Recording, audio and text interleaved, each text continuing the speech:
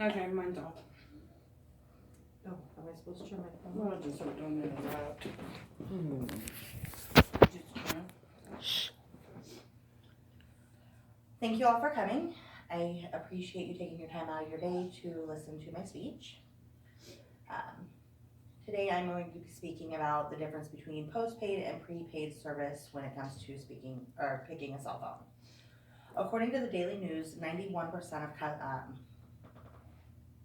Americans own a cell phone, and knowing your options on postpaid and prepaid are very important when making a decision.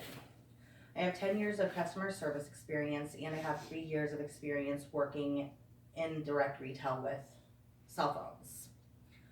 By the end of my speech, you should be able to decide which is right for you, whether you should go with postpaid or a prepaid service, whether to save you money or which is more convenient for you for your needs.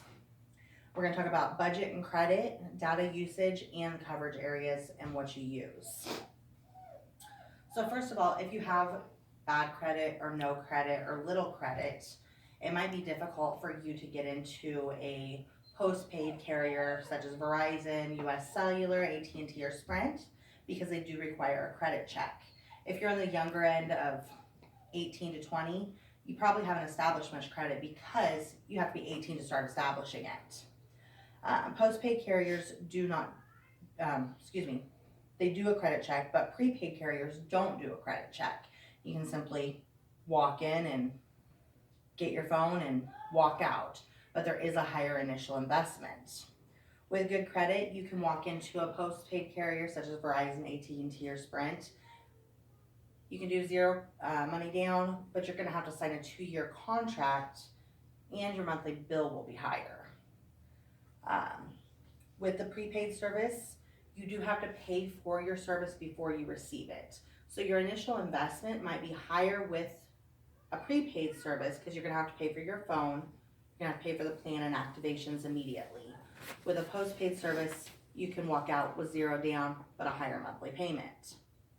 63% of users access the internet from their cell phones according to the Daily News. If you do have Wi-Fi at home or accessible at all times, that can lower your data usage, meaning you don't have to worry about having too much data.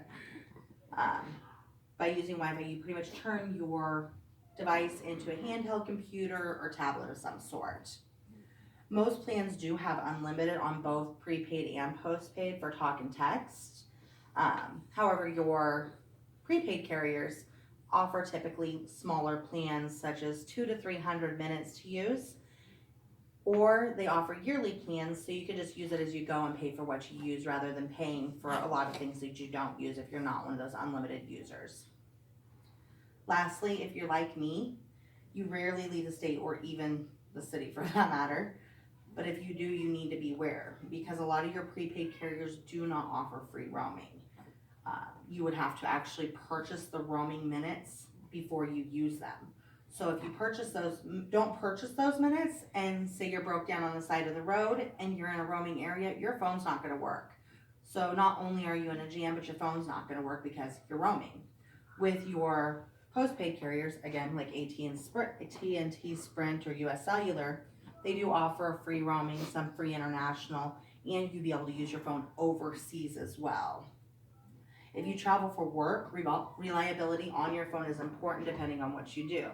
So it's how important is your phone?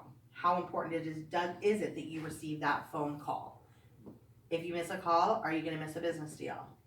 If you're traveling a lot for work, do you need to speak to your family nightly? Is it important that you listen to the kids crying in the background as your significant other takes care of them? So those are things to really take into consideration. When you are deciding on your carrier, there are many things to take into consideration. So what I would suggest doing is figuring a budget, what you want to spend, and then comparing carriers, adding up a yearly amount to what it would cost you. If you go with a prepaid carrier, you're looking from anywhere from $30 to $70 per month. So you add that up with your phone and activation, divide it out by 12. If you go with your postpaid carrier, you're going to go with the zero down, free phone, or if you have bad credit and they assign you, you might actually have to do a deposit. But you need to add all of those into consideration and then divide by 12 and decide which one is gonna be best for you. Do you wanna make a bigger initial investment or a higher monthly bill?